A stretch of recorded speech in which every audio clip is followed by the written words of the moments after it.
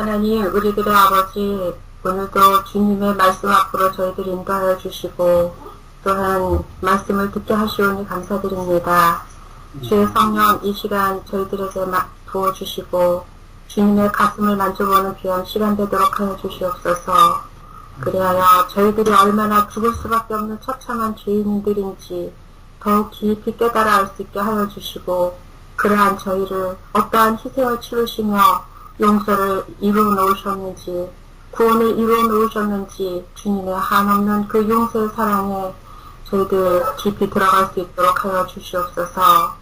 이 시간 또 특별히 요한복음을 공부하겠습니다. 주님의 사랑을 만져보는 시간이 되도록 하여 주시고, 저희들의 마음속에서 정말 주님의 사랑이 뿜어져 나올 수 있는 주님의 귀한 유전자로 다 바꿔주시옵소서. 한없는 주님의 사랑이 마지막 시대를 향하여 질주하는 지금 이 시대에 사는 저희들 주의 성령으로 한없이 옷 입혀주시기를 비옵고, 이 시간 주의 성령께서만이 온전히 함께하여 주실 것을 믿고 감사드리오며 우리 구주 예수 그리스도의 이름으로 기도드렸습니다. 아멘.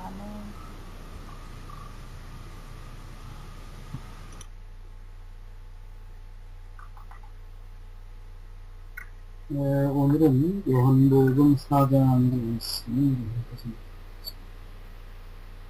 요한복음 4장 1절부터 말씀을 읽겠습니다.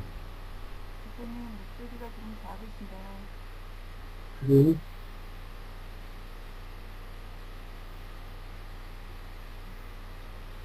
잠시만요.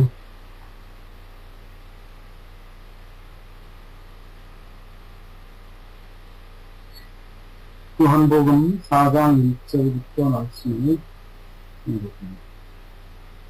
예수께서 제자를 삼고 친례를 베푸시는 것이 요한보다 많다 하는 말을 바리새인들이 들은 줄을 그것을 아십니다. 이제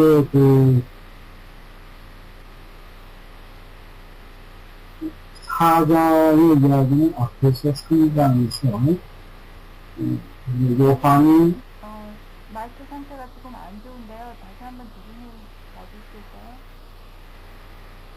그래. 네, 이게 지금 문제가 있는 것 같은데,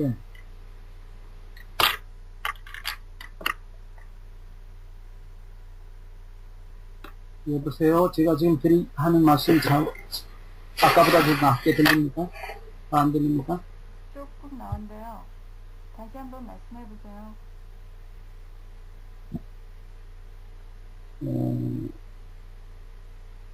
4장 1절의 말씀을 다시 보겠습니다. 예수께서 제자를 삼고 친밀을 베푸신 것이 요한보다 많다 하는 말을 바리새인들이 들은 줄을 주께서 아십니다. 어떻습니까? 아까보다 더 낫습니까? 네, 좋습니다. 자, 우리 계속하겠습니다. 오늘은 여보세요? 오늘은 요한복음 4장 1절부터 말씀을 다시 봅니다. 예수께서 제자를 삼고 친례를 베푸시는 것이 요한보다 많다 하는 말을 바리새인들이 들은 줄을 주께서 아신지라.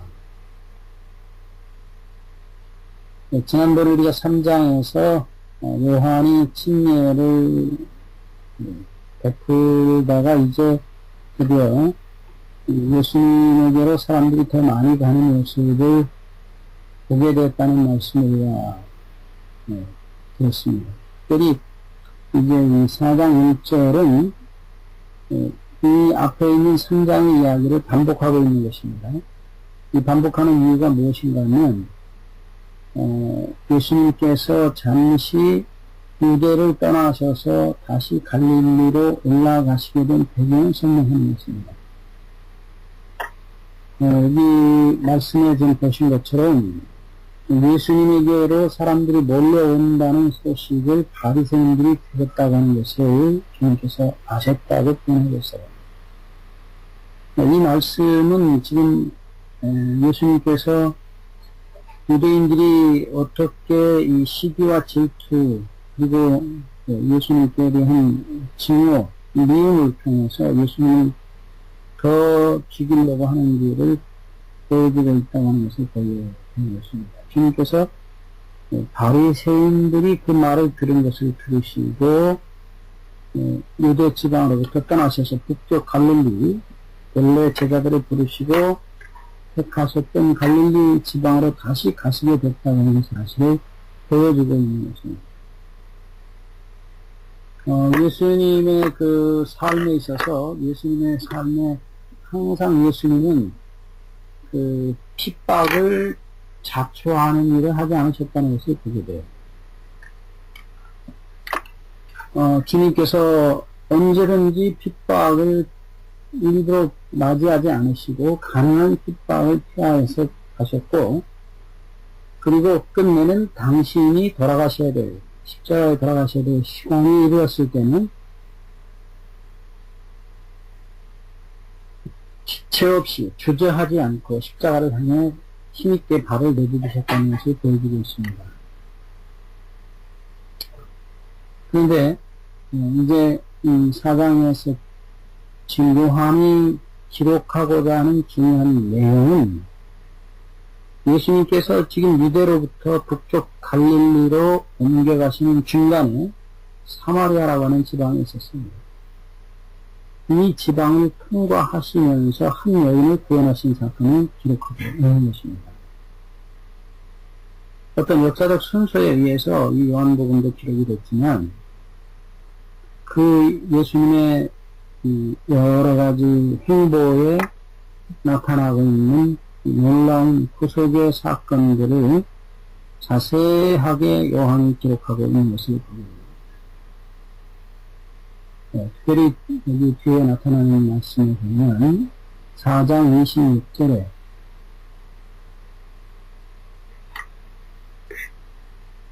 예수께서 이르시되 네게 말하는 내가 그라 하시니라.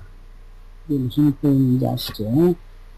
주님께서 당신이 메시아, 하나님의 기름 부으신 자, 예수 그리스도라는 사실을 드러내고 있는 것입니다. 거듭 말씀드리지만 요한복음은 예수님께서 하나님의 아들 되심, 곧 하나님께서 기름 부으신 자, 하나님의 구원자, 곧 하나님의 아들이라는 사실을 증거하기 위해서, 그리스도의 신성을 증거하기 위해서 기록된 책입니다. 그런데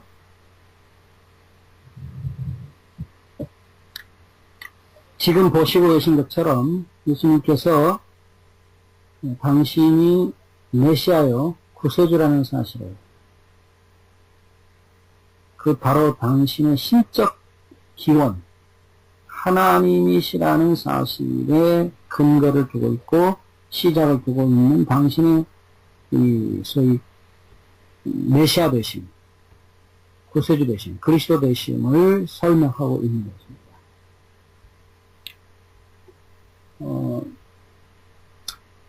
이 신적 기원, 예수님이 하나님의 아들이라는 사실은,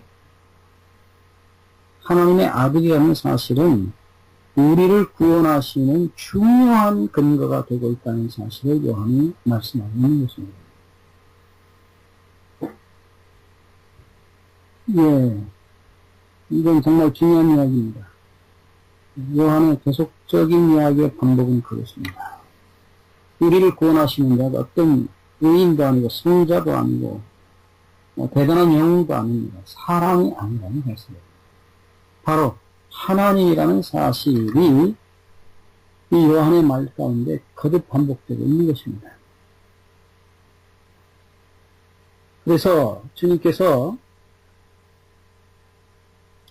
이 사마리아의 여인을 만나시는 이 장면에서 예수님께서 그가 하나님의 아들이라는 사실을, 곧 메시아라는 사실을 다시 한번 개인적으로 분명하게 말씀하셨다는 사실입니다.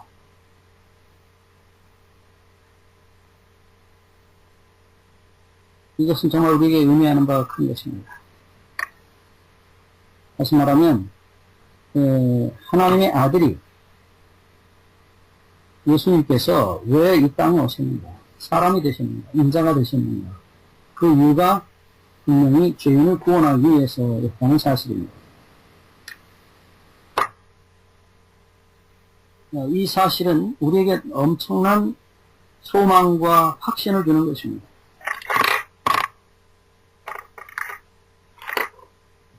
예수님께서 하나님이시라는 사실, 그가 우리의 구세주가 되시는 그 근거인 것입니다. 바로 하나님의 아들이라는 사실인 것입니다.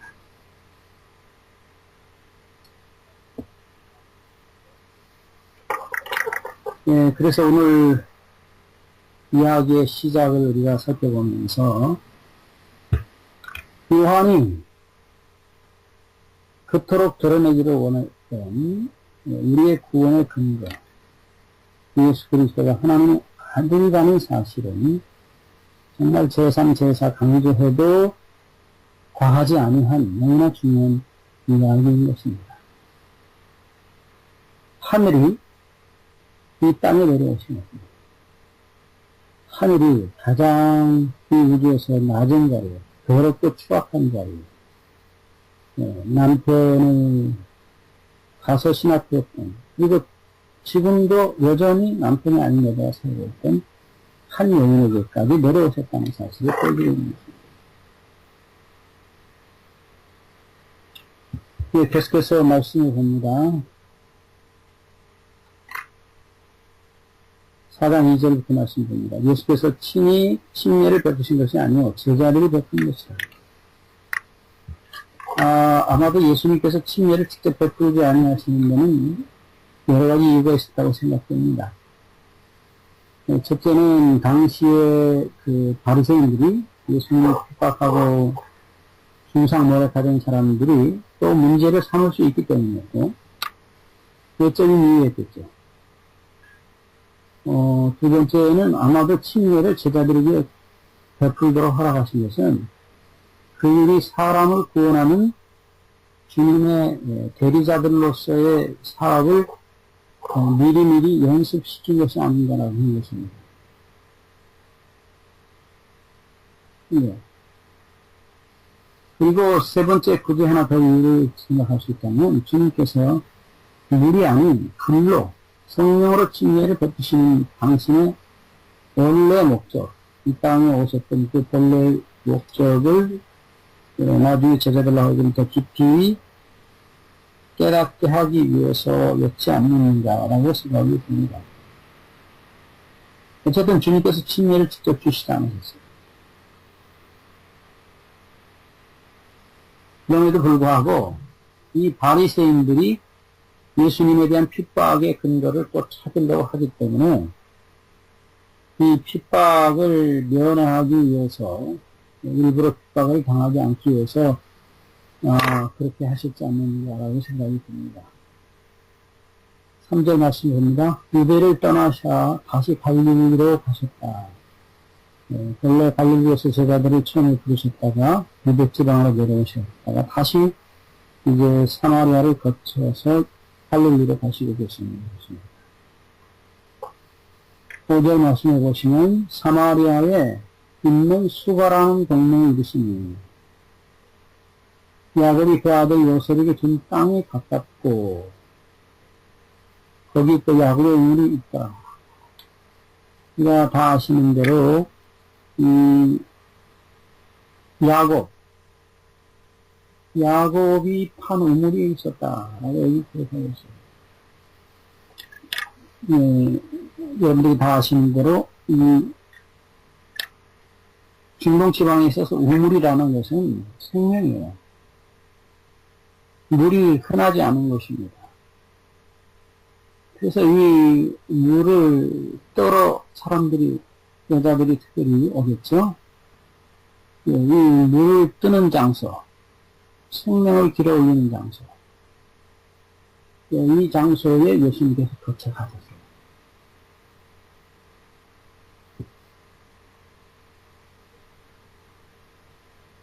아마도 한낮이었다고 생각이 듭니다. 네. 예수님께서 피곤하여 우물 곁에 그대로 앉으셨다.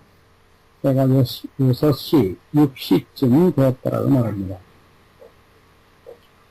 유대인들이 시간을 계산하는 방법이 여러 가지가 있었습니다. 유대식으로 해가 뜰 때부터 제1시로 생각하고 시간을 계산하는 법이 있었고, 또 로마식으로 밤 12시부터 시간을 시작하는 법도 있었어요. 여기서는 아마도 유대인식이 아니었겠는가 생각됩니다. 그래서 날 12시쯤 되겠죠? 보통 아침 6시 해가 뜬다고 생각하면. 어쨌든 그래서 한낮입니다. 굉장히 뜨겁고 더운 날씨에 땀을 흘리고 예수님이 걸어오셨어요. 그리고 그 우물 곁에서 한 여인을 기다리신 것입니다. 성경은 하나님께서 사람을 찾아오신 이야기를 기록하고 있어요. 우리가 항상 기억해야 될 것은 우리가 하나님을 찾아가는 것이 아니고 하나님이 우리를 찾아오셨다는 것입니다. 우리 복음서에 나타난 예수님의 모습은 항상 죄인과 병자들을 찾아가시는 예수님의 모습입니다.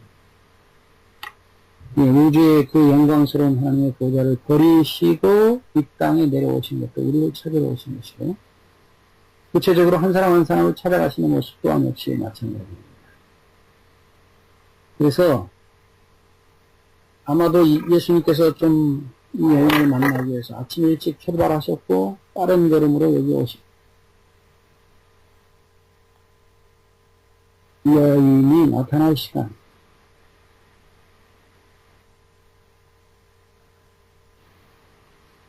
물론 그때 제자들은 이제 점심때가 돼서 먹을 것을 사려고 동네에 들어가고 예수님 그 우물 곁에 앉아 계셨습니다.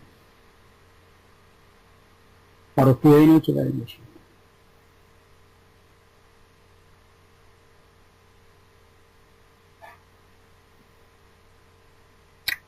(7절입니다) 사마리아 여자 한 사람이 물을 기르러 왔으며 예수께서 물을 좀 달라 하시니.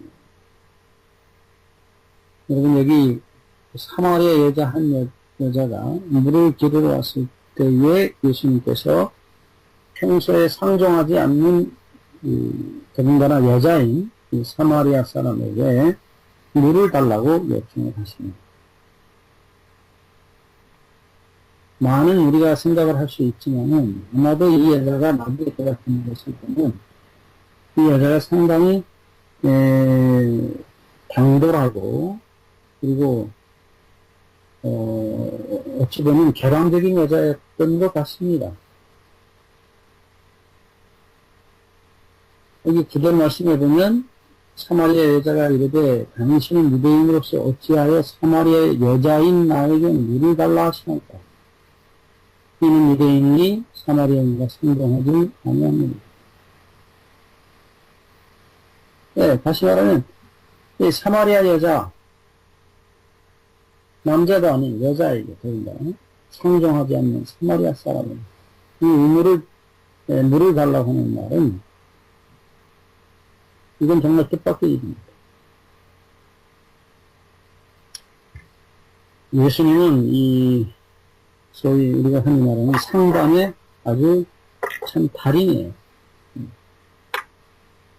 여러분들 이사야 9장 6절에 보면 그는 모사라 카운셀러라고 말하고 있어요.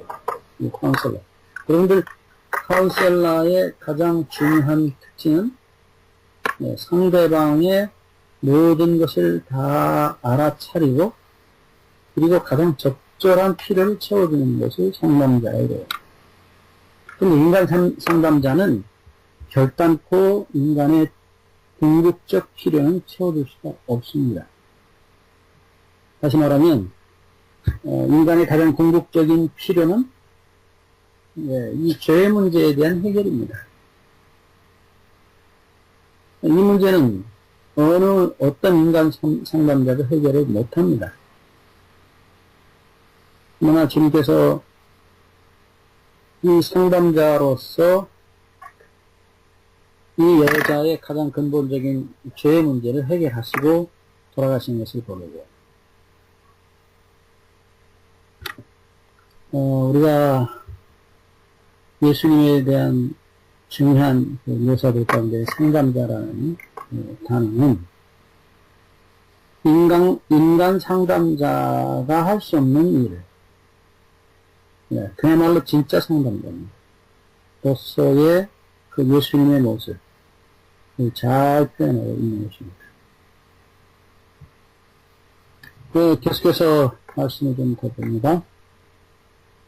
이때 예수님의 대답은 예수께서 대답하여 이르시되 네가 만일 하나님의 선물과 또 네게 물을 좀 달라 하는 이가 누구인 줄 알았다라면 네가 그에게 구하였을 것이요 그가 생수를 내게 주었으리라.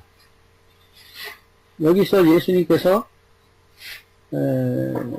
다시 대답을 하십니다. 이 여인의 그 호기심이랄까요? 마음에 그 풀리지 않는 이 질문을 주님께서 다시 한번 대답을 주십니다. 첫째로, 네가 만일 하나님의 선물과 두 번째, 네게 물을 좀 달라 하는 네가 누구인 줄 알았다라면 이게 지금 그 예수님은 표현하는 두 가지에 대한 말씀을 드리고 있는데 첫째는 하나님의 선물이 네가 무엇인 줄 알았다라면 이라는 말씀입니다. 하나님의 선물이 뭘까요?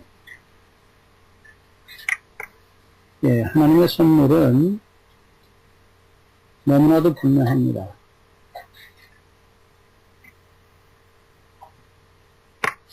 누가복음 11장 13절에서 예수님께서 아비가 자식에게 주고 싶어하는 것 이상으로 간절히 주기를 원하는 선물이 있다고 말합니다. 그것은 바로 성령이라고 말씀하시고 있습니다. 그래서 이 성령은 우리가 어떤 물건이라고 하는 사람들이 흔히 있는데요. 이 물건이 아닙니다. 하나님 자신이십니다. 하나님의 자기 자신의 모든 것을 다 주시는, 자기 자신을 통째로 다 주시는 그런 모습을 성령이라고 그렇게 불렀어요. 그래서 여러 번 말씀드렸지만은 성이라고 하는 단어는 구별하여 주신다는 뜻이에요.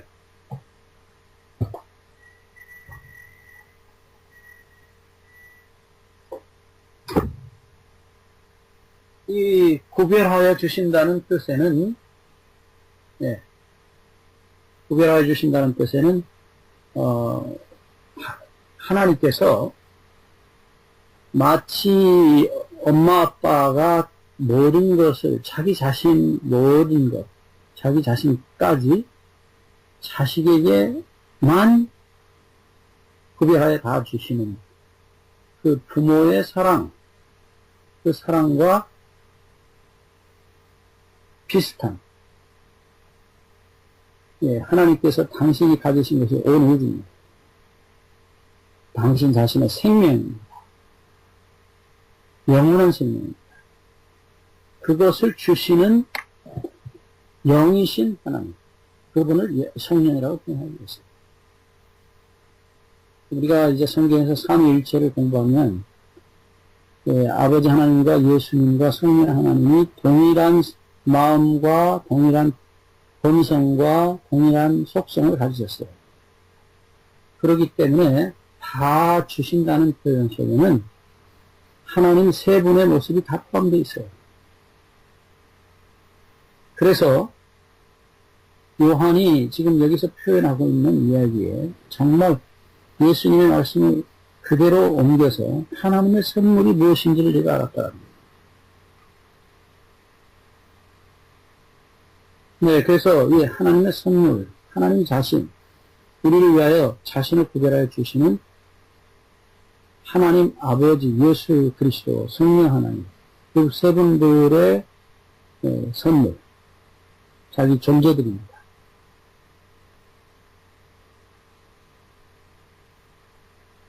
예, 그래서 엄마 아빠가 나타나면 엄마 아빠는 아들이 필요로 하는 돈, 아들이 필요로 하는 옷, 아들이 필요로 하는 음식, 아들이 필요로 하는 잠자리, 모든 것을 다 해결합니다. 예. 심지어는 아들 대신 자기 생명을 내줄 수가 있어요. 그 모든 것입니다. 그 모든 것을 하나님의 선물로 말씀합니다.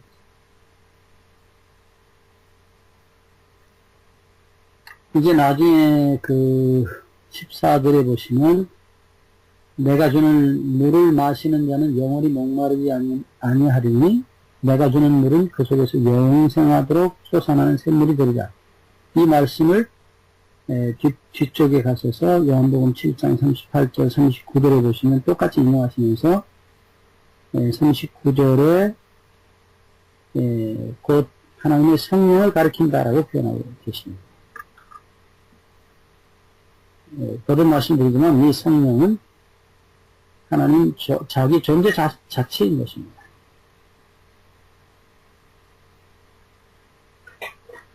그래서 오늘 우리가 다시 한번 이 하나님의 선물에 대한 바른 이해가 절대로 필요합니다. 하나님의 선물이 뭐냐?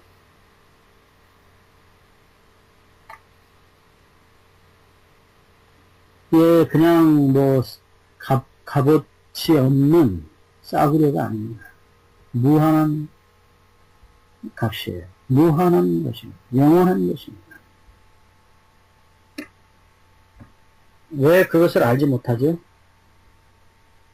이 여인은 그것을 보지 못했고 알지도 못했고, 그래서 이 땅에서 그가 수많은 남자들로부터 그 행복과 그 생명, 그 기쁨을 찾기를 원했어요. 그래서 말초 신경을 자극하고, 귀를 즐겁게 하고, 촉각을 즐겁게 하는, 시각을 즐겁게 하는, 그 헛된 신기루 같은 선물 속에서 그 여인은 목이 탈 대로 탄 것입니다.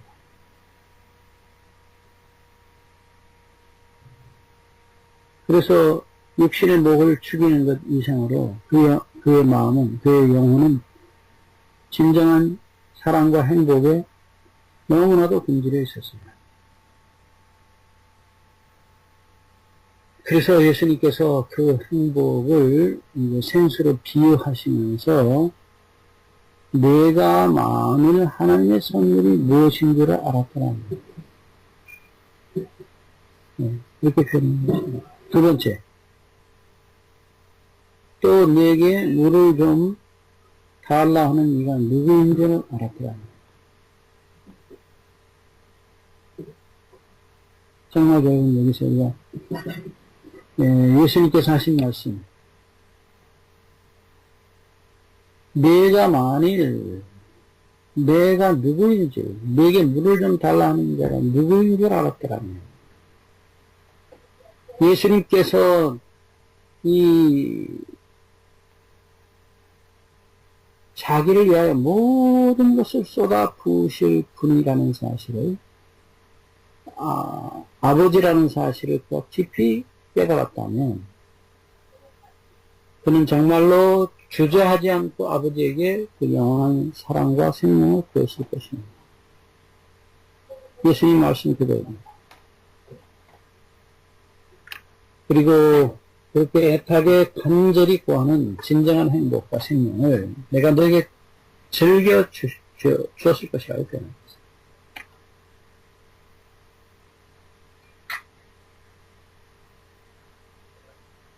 여러분, 여기서 우리가 예수님의 모습을 좀 볼 수 있지 않습니까? 맛있는 음식을 준비해가지고 아들과 딸을 찾아온, 정말 먹이고 싶어서 견딜 수 없었던 그 어머니의 모습, 아버지의 모습. 여기 목마른 한 사랑하는 딸을 찾아오셔서 생수통을 들고 이제 생수를 부어주시려고, 먹여주시려고 하는 아버지이신 예수 그리스도를 보게 됩니다.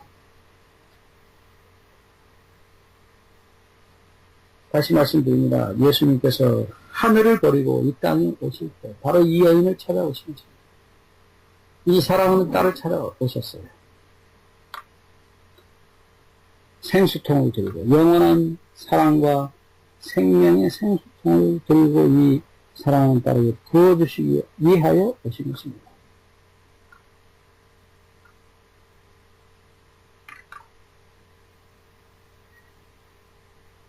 11절입니다. 여자가 이르되 주여 물기를 그릇도 없고 이 물은 깊은데요. 어디서 당신이 그 생수를 얻게 쌓옵나이까? 여러분 지금 이 여자가 본 것은 육신의 생수였어요. 지금 당신은 물기를 그릇도 없고 더군다나 이 우물은 너무 깊어서 줄을 달아내야 되는데 아무것도 없는데 어떻게 어디서 그런 생수를 당신이 얻을 수 있습니까? 라고 질문합니다. 이 여인의 그 호기심이 드디어 발동을 시작한 것입니다. 12절 우리 조상 야곱이 이 우물을 우리에게 주셨고 또 여기서 자기와 자기 아들들과 짐승이 다 마셨는데 당신이 야곱보다 더 크니까? 여러분 목마르지 않는 생수를 준다면 야곱보다 훨씬 큰 거죠. 비교할 수가 없죠. 야곱은 그런 생수를 영원히 줄 수 없습니다. 이 여인의 호기심이 점점 커지고 있는 것을 봅니다. 13절입니다. 예수께서 대답하여 이르시되 이 물을 마시는 자는 다시 목마르리니 내가 주는 물을 마시는 자는 영원히 목마르지 아니하리니 내가 주는 물은 그 속에서 영생하도록 솟아나는 샘물이 되리라. 여러분 정말 놀라운 선언입니다. 14절에 내가 주는 물을 마시는 자는 영원히 목마르지 아니하리니 마지막 놀라운 말씀 내가 주는 물은 그 속에서 영생하도록 솟아나는 샘물이 되리라. 예. 오늘 바로 예수님이 개인적으로 저와 여러분에게 직접 앞에 오셔서 지금 개인적으로 저에게도 여러분 각자에게도 이 말씀을 하고 계십니다. 이것은 단체적인 얘기가 아니에요. 개인적인 얘기입니다. 사마리아 여인 앞에 서셔서 그 말씀을 하셨던 예수님. 오늘 우리 앞에 서셔서 그 말씀을 하고 계신 것입니다.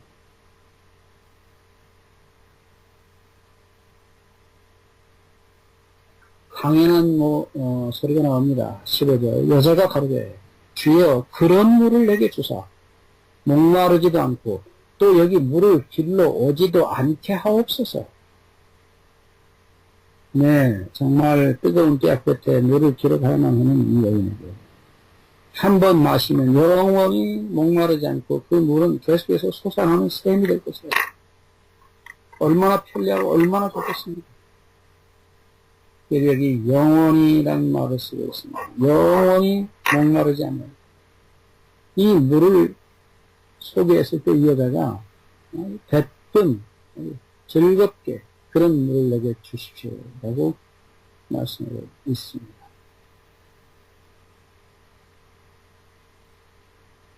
이제 이 여인의 호기심이 드디어 욕구로 바뀝니다. 예수님은 참 놀라운 카운셀러. 인간의 육적인 욕구에서부터 영적인 욕구로 욕구의 필요성을 느끼게 하시고 그 다음에는 드디어 영적인 욕구에 이르도록 인도하시는 것입니다.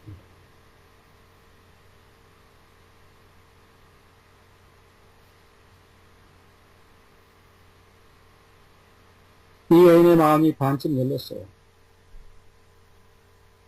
생수를 받을 수 있는 뚜껑을 열기 시작합니다. 그런데 예수님께서 이 더러운 여인의 가슴속에 더러운 오물들을 다 비우셔만 했습니다. 그리고 생수를 부어 주실 수가 있었어요. 그래서 16절에 보시면 이르시되 가서 네 남편을 불러오라. 여러분, 이 이야기는 참으로 충격적인 이야기입니다. 아시는 대로 이 여인은 남편을 5이나 두었었지만 지금 있는 남편도 자기 남편이 아닙니다. 여러분, 생각해 보십시오. 남편을 5이나 두었던 여자. 요즘하고 또 다릅니다. 그 당시에는 정말 어떻게 보면 지금같이 이렇게 뻔뻔한 세상이 아니에요. 훨씬 덜 뻔뻔한 세상입니다. 네, 정말 텔레비에 나오나 영화에 나오는 어떤 여자 배우들처럼 그냥 수없이 수많은 사람들과 그렇게 결혼하지도 않으면서 동거하고 그렇게 사는 여자들, 그것을 자랑처럼 이야기하는 여자들, 남자들도 마찬가지.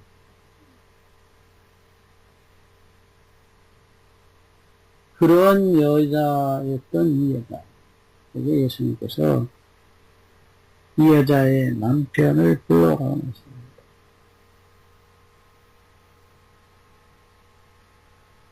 예.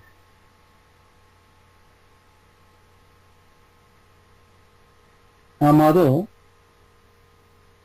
이 여자는 좀 어떻게 보면 얼굴이 좀 그렇게 못생기지 않았다고 생각이 듭니다.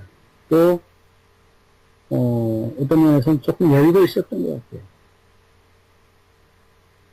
그리고 물론 어떤 그런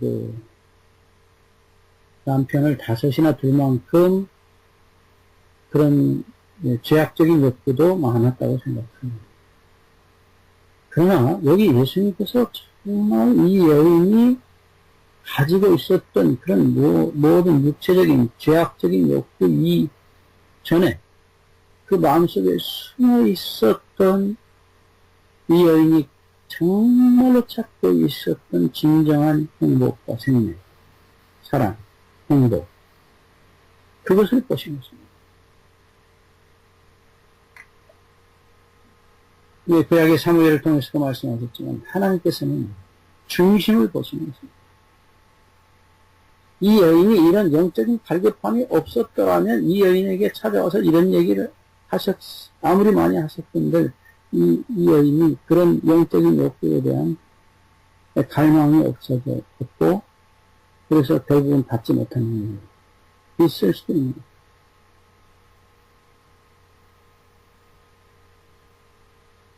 그래서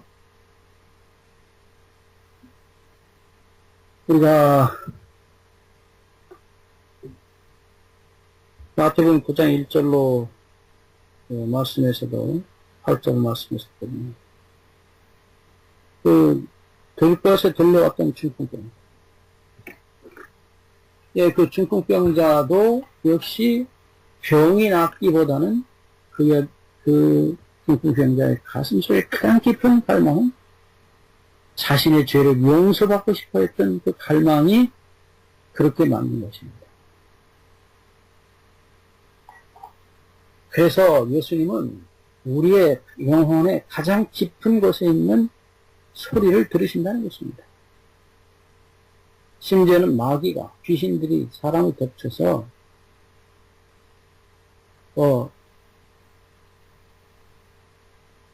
그렇게 간절히 하나님의 용서와 사랑을 찾지 않는 사람들이 얼마든지 있을 수 있습니다.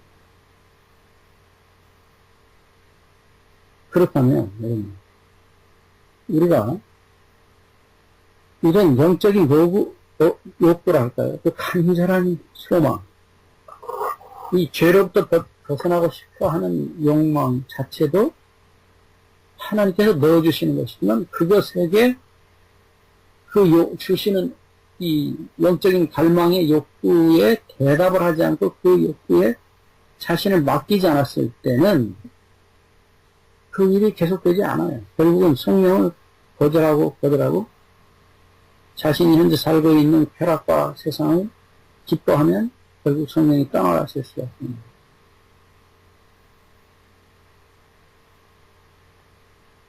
그래서 누구에게나 그 은혜를 베푸시지만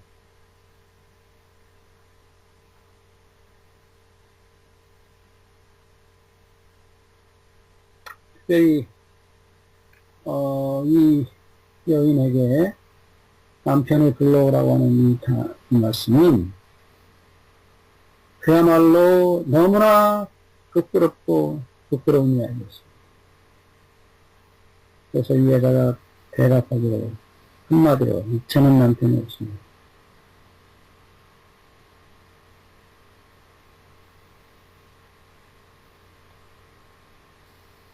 특별히 오늘 우리가 이 여인에 대해서 생각하면서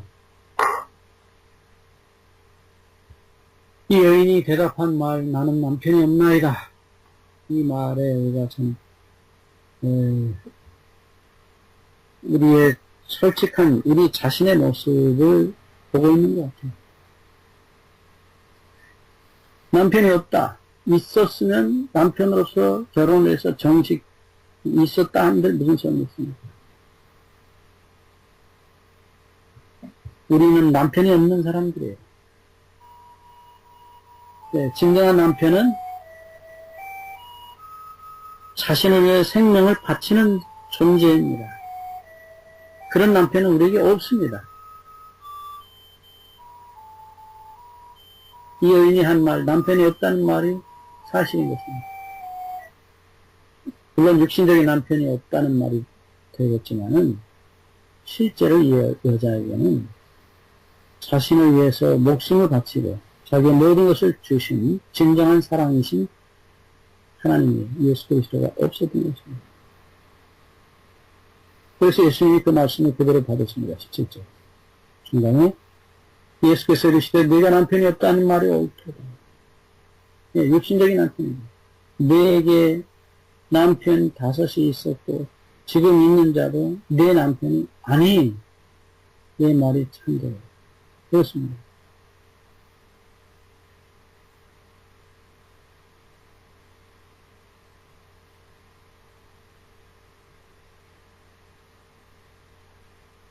여러분 다시 한번 이 말씀을 봅니다. 18절 너에게 남편 5이 있었고 지금 있는 자도 내 남편이 아니니 내 말이 참되다. 기막힌 이야기입니다. 이 여인의 과거를 예수님께서 다 일기장 표시게 표시해 주십니다. 너에게 남편 5이 있었다. 그러니까 그냥 그 여자가 살아온 그 정말 부끄러운 과거를 다 보신 것처럼 말씀하십니다. 그리고 지금 있는 자도 내 남편이 아니다. 그런데 현재도 정확하게 아시는 것입니다. 예? 자기의 그 부끄러운 죄악의 일생을 아주 거울을 보듯이 빤히 보고 있었다는 것입니다. 그러면서 예수님께서 마지막으로 네 말이 참되도다. 여러분 이것은 희망이 아닙니까? 희망이에요. 예수님께서 이 여자가 자기가 말할 수 없었던 고백할 수 없었던 부끄러운 과거를 예수님이 다 대신 공개해 주시면서 예, 정말 한마디로 내 말이 참됐다 라고 말씀하셨어요. 참 여러분 이게 보통 이야기가 아닙니다. 아버지는 어머니는 자식의 잘못을 드러낼 때 이런 방법 구체적으로 뭐 어떻게 하고 그렇게 하지 않아요. 한마디로 덮어버립니다. 잘못했다. 그냥 그대로 받아들여야 하죠.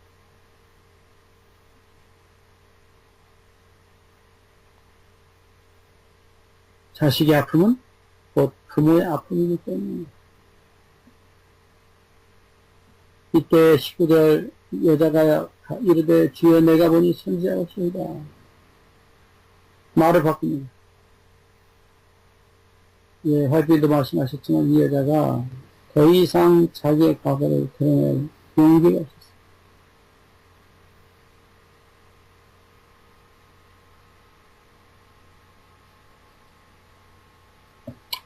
계속해서 봅니다. 20절 우리 조상들은 이 산에서 예배하였는데 당신들의 말은 예배할 곳이 예루살렘에 있다 하더이다. 여러분, 이 여자가 이제 딴 곳으로 이야기를 끌어갑니다. 자기에게서 얘기를 끝내야 되는데 끝내질 않고, 다른 얘기를, 종교적이고 어떤 의식적인 얘기를 끌고. 그때 예수님께서 22절, 예수께서 이르시되 여자여 내 말을 믿으라. 이 산에서도 말고 예루살렘에서도 말고 너희가 아버지께 예배할 때가 이르느니라. 자, 여기서 예배할 때가 온다. 예수님은 지금 그 예배하는 장소에 대한 이야기가 아니고 예배하는 환경, 시간적 환경을 말씀합니다. 진짜로 예배할 때가 올 것이다. 어떤 일이 다 이루어집니다. 어떤 조건이 준비됩니다. 그러면서 예수님께서 말씀하십니다. 22절 너희는 알지 못하는 것을 예배하고 우리는 아는 것을 예배하노니 이는 구원이 유대인에게서 납니다. 예, 이게 유대인들에게서 구원이 난다는 표현은 예수 그리스도께서 메시아께서 유대인으로부터 나실 것을 말씀하십니다. 여기 구원이라는 표현은 히브리 말로 이르면은 예수와입니다. 예, 예수라는 말의 히브리식 표현이에요. 예수와. 구원이 예수 그리스도께서 유대인으로부터 나실 것입니다.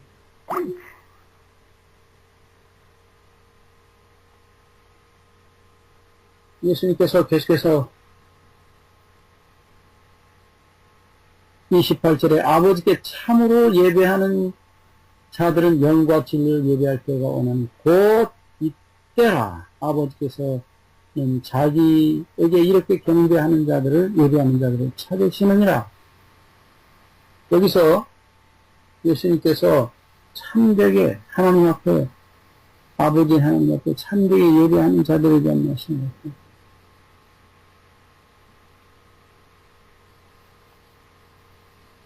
여기서 우리가 이때라 곧 이때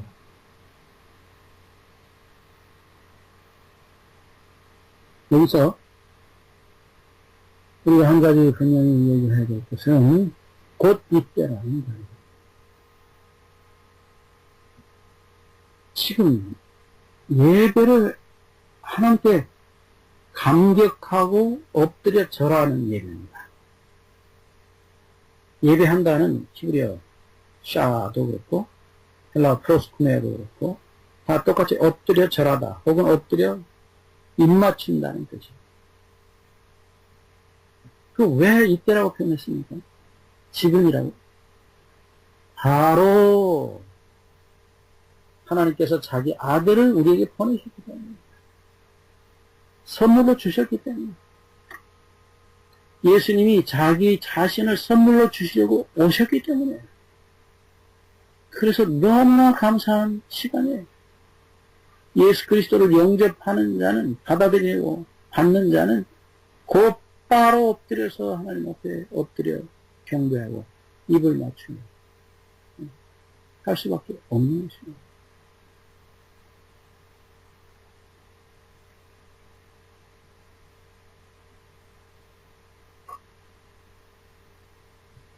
(24절) 하나님은 영이시니 예배하는 자가 영과 진리로 예배할지니라. 여기 앞에 그 신령과 진리로 예배해야 된다. 영과 진리로 예배해야 된다는 말을 주님께서 반복하시는데 여기서 이 영과 진리 안에서라고 번역해도 틀리지 않습니다. 영과 진리가 무엇입니까? 하나님은 영이시니 예배하는 자가 영과 진리로. 여기 하나님은 영이시니라는 표현은 다시 반복합니다. 예수님께서 하나님 아버지께서 예수 그리스도를 통해서 주시려 하신 것은 바로 자기 자신이에요. 네. 그런데 성령, 자기를 구별하여 바치시는 영입니다.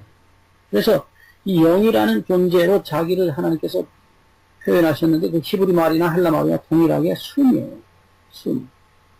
네, 바람, 숨. 그렇습니다. 하나님은 숨이시네요.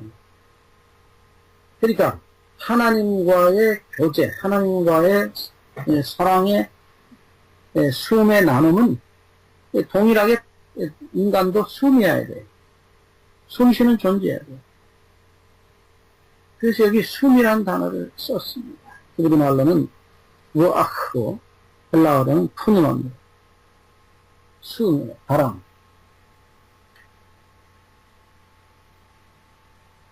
앞에 3장에서 3장 5절에서 물과 영으로 나지 않냐면 똑같은 말입니다. 예. 그래서 인간 안에 하나님과 교통하는 자리가 있어요. 스가랴 12장 1절에 보면 분명히 사람 안에 영을 빚어놓으셨다고 표현했어요. 그리고 그 영인 그 인간이 하나님과 영과 교통하는 그 자리에 영이신 숨이신 하나님 아버지께서 들어오셔서 우리의 숨과 함께 공유하십니다. 우리 코에 숨을 불어넣으시고 우리를 살게 하셨다. 네. 그때의 모습으로 돌아가는 거죠.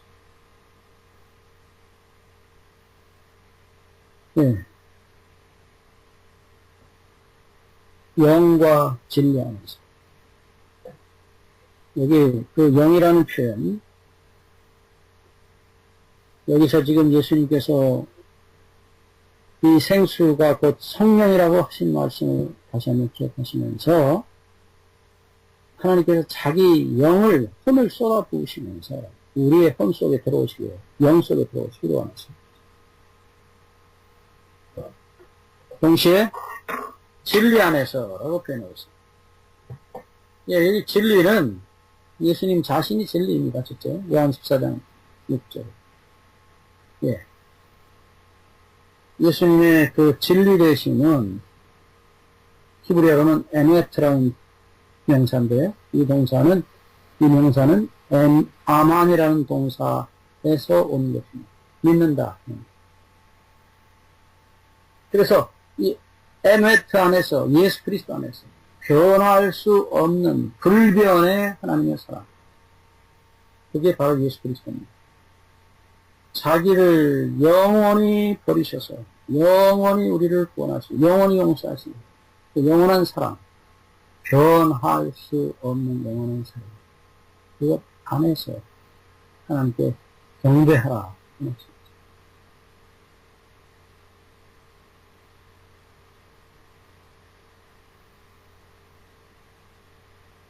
그래서 결론은 아버지 하나님과 예수 그리스도, 자기를 다 주신, 네, 예수 그리스도 아버지 하나님 안에서만 예배가 가능하다는 것입니다. 25절. 여자가 이르되 메시아 곧 그리스도라 하는 이가 오실 줄을 내가 아노니 그가 오신 모든 것을 우리에게 알려주시리이다. 이 여자가 드디어 이야기를 메시아로 예수님으로 돌립니다. 본인이 감당하기 너무 어려웠을지 모릅니다. 너무나 정말 놀라운 이야기를 들었어요. 그래서 메시아가 오시기를 간절히 바란다. 그리고 그 모든 문제를 해결해 주시기를 바란다. 라는 말씀을 제가 합니다. 그때 예수님께서 단 한마디로 너무나 놀라운 말씀을 하셨어요. 26절 예수께서 이르시되 내게 말하는 내가 바로 그라. 메시아라고 말씀하십니다. 여러분 이 예가 얼마나 충격을 받았겠습니까? 바로 자기 앞에 서 있는 사람이 아닌 하나님이 있다는 사실. 자기를 위해 죽으러 오신 영원하신 하나님 아버지였다는 사실을 보면서 너무나 큰 충격을 받았습니다. 감당할 수 없는 선물을 그날 그가 받은 것입니다. 네, 그래서 그가 그 뒤에 우리 기록에 보면 그가 모든 것을 버리고 물동이를 버리고 동네에 뛰어가서 예수 그리스도 하나님의 아들을 소개하고 있는 것입니다. 여러분, 정말 우리가 개인적으로 하나님의 아들을 만나는 경험, 메시아를 만나는 경험은 절대로 우리에게 필요합니다. 이것이 없을 때는 우리가 사실상 그리스도인이라고 할 수 없어요. 죄인으로서, 가장 부끄럽고 추악한 죄인으로서 메시아를 만나는, 그리스도를 만나는 역사. 예. 이 여인은 예수 그리스도 안에서, 자기를 주신 예수 그리스도 안에서, 아들을 주신 하나님 안에서 진정으로 엎드려 입맞추고 경배할 수 있었습니다. 절할 수 있었습니다. 우리 모두가 그렇게 되기를 간절히 바랍니다. 오늘은 여기까지 공부를 마치겠습니다.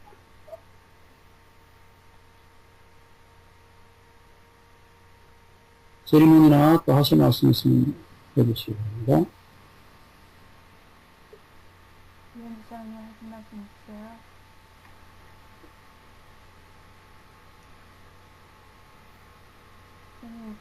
너무 은혜로운데요.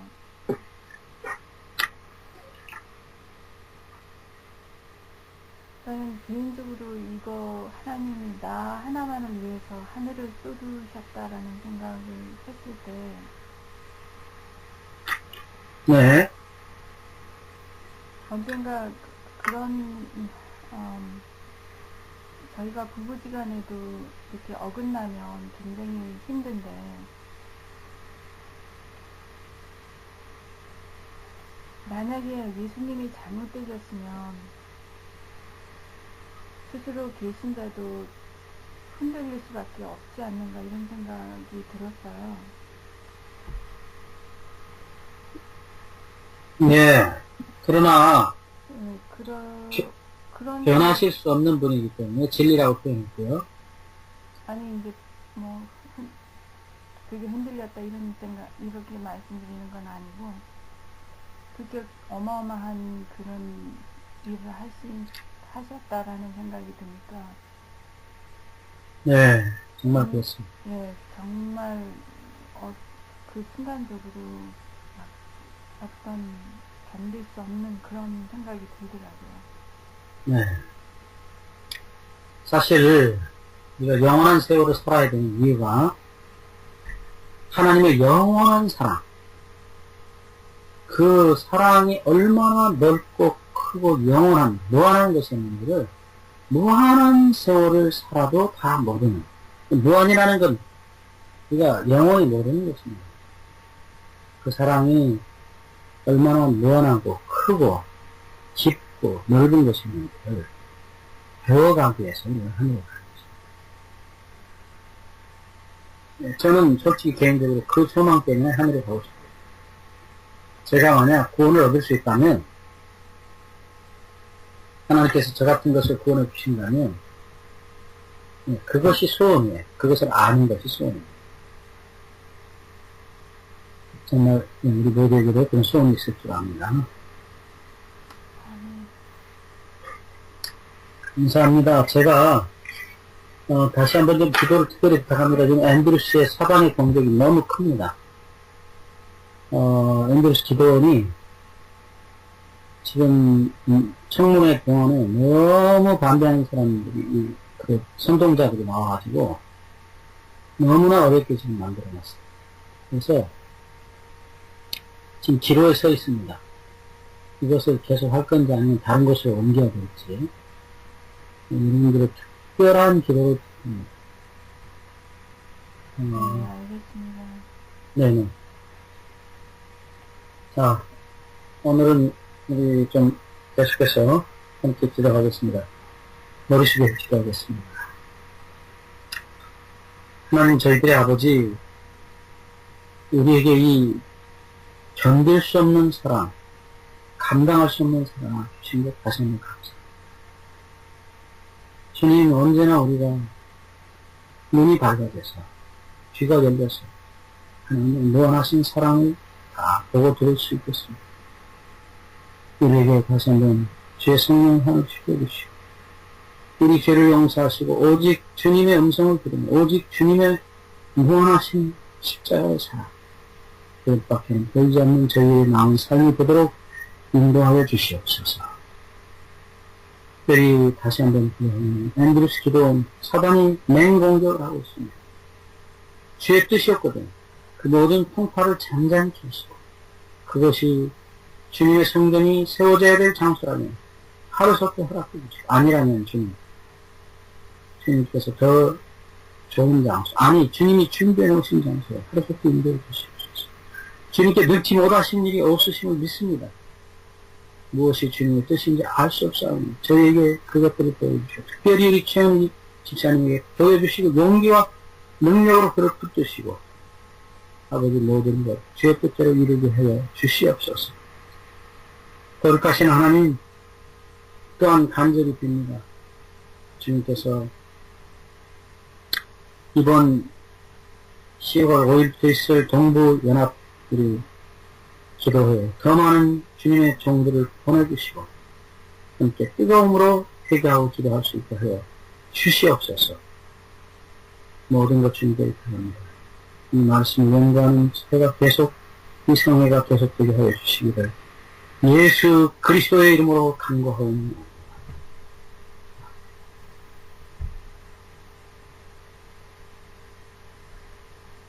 감사합니다. 아멘. 감사합니다, 목사님. 네.